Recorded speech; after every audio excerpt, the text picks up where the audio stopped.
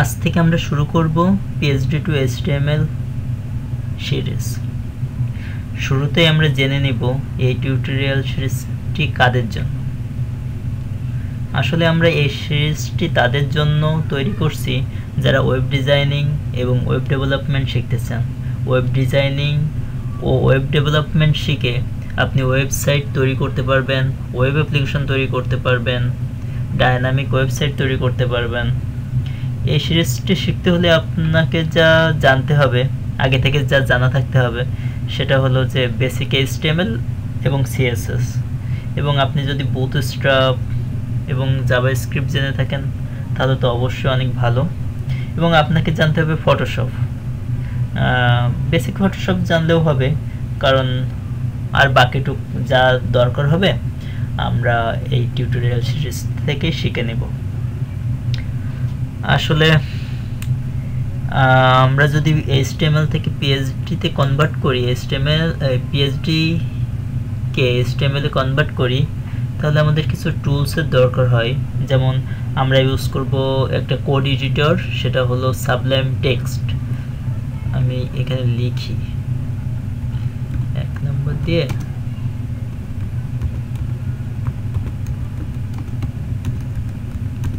এটা আপনারা ইচ্ছা করলে অন্য কোনো কোড এডিটরও ইউজ করতে পারেন। এরপরে অ্যাডোব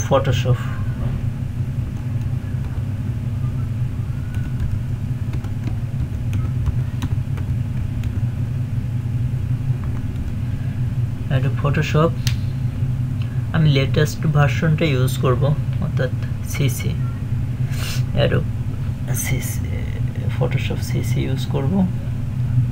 আচ্ছা, যাই হোক, আমরা যেহেতু PHP থেকে HTML এ কনভার্ট করব, সেজন্য যে কোনো PHP থেকে HTML এ কনভার্ট করতে গেলে বেশ সময় সাপেক্ষ এবং অনেক কোড লিখতে হয়। এজন্য আমরা একটা ফ্রেমওয়ার্ক ইউজ করব। যে ফ্রেমওয়ার্ক আমরা জানি যে এখন দুটি ফ্রেমওয়ার্ক বেশ জনপ্রিয়, বুটস্ট্র্যাপ এবং ফাউন্ডেশন। বুটস্ট্র্যাপ এবং ফাউন্ডেশন প্রায় সেম, কিন্তু মানে একটু পার্থক্য আমি লক্ষ্য করলাম, সেটি হলো যে বুটস্ট্র্যাপে ফর্ম ভ্যালিডেশনটা ভালোভাবে দেওয়া নাই, কিন্তু ফাউন্ডেশনে একটু বেশি ভালো করে সুন্দর করে ফর্ম ভ্যালিডেশনটা আছে। আর হলো এক্সট্রা কিছু ফিচার ফাউন্ডেশনে আছে। যাই হোক, আমরা ফাউন্ডেশন শিখব না, আমরা বুটস্ট্র্যাপ শিখব। তো আমরা এখানে যে ফ্রেমওয়ার্কটা ইউজ করব সেটা হলো ফ্রেমওয়ার্ক, আচ্ছা বুটস্ট্র্যাপে লিখি বুটস্ট্র্যাপ।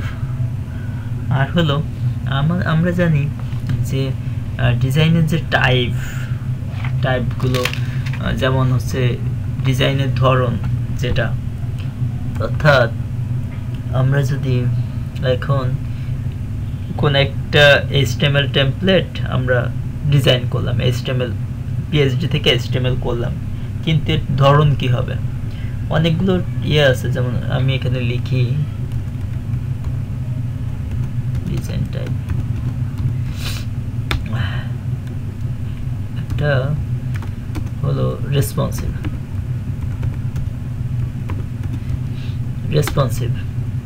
রেসপন্সিভ ডিজাইন হলো আপনি যে কোনো ডিভাইসের জন্য আপনি ডিজাইন করবেন, সেটা মোবাইল হোক, ট্যাব হোক, কিংবা ডেস্কটপ হোক, ল্যাপটপ হোক, যে কোনো টাইপের জন্য আপনি হলো যে আপনার লেআউট আপনি ডিজাইন করতে পারবেন।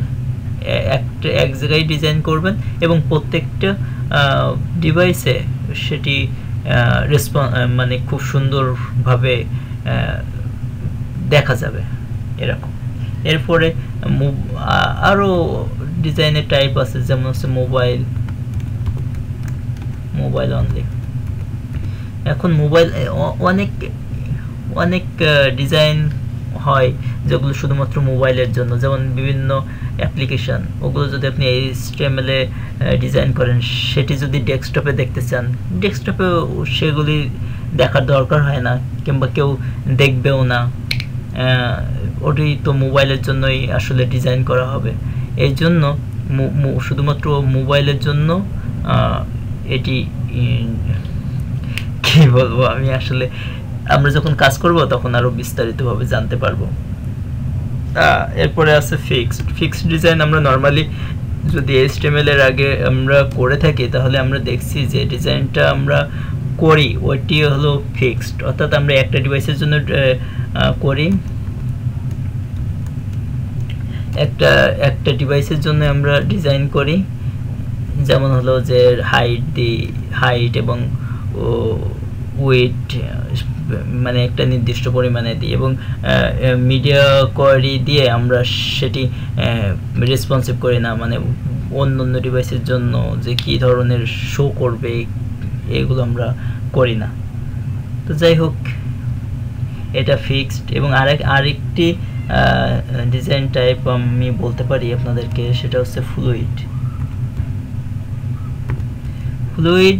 ডিজাইন এবং রেসপন্সিভ ডিজাইন টাইপ প্রায় সেম। আসলে যদি কেউ ব্রাউজারটা ধরে ছোট বড় করে এবং দেখবে যে বিভিন্ন মানে সাইজে সাইটটির একেবারে খুব সুন্দর এবং সুন্দর দেখা যাইতেছে, এরকম এই আর কি। যাই হোক, আমি এসব নিয়ে আর কথা বাড়াবো না। আমরা যে PHP থেকে HTML এ কনভার্ট করব, সেই PHP গুলো দেখে নিই। যেমন আমরা হোম পেজটা আগে ওপেন করি।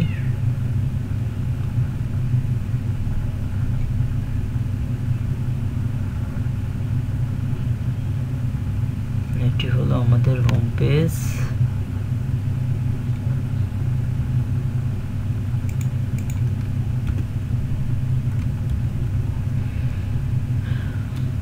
আমাদের টেমপ্লেটের নাম অরণ্য। দেখেন, এই যে HTML টেমপ্লেটটি আপনারা দেখতেছেন, এটিকে আমরা HTML এ কনভার্ট করব, এবং আমরা যে ডিজাইন টাইপ দেখাইলাম তার মধ্যে রেসপন্সিভ টাইপ আমরা করব, অর্থাৎ বিভিন্ন ডিভাইসে এর ভিউ ভিন্ন ভিন্ন হবে।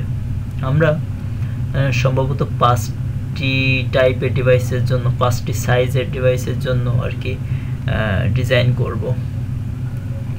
এর আমাদের আগে যেটি দেখতে হবে এর কয়টি অংশ, সেটি আগে আমরা কয়টি সেকশনে আমরা এটাকে ভাগ করব সেটা করে নিতে হবে, তারপরে আমরা কোড করব।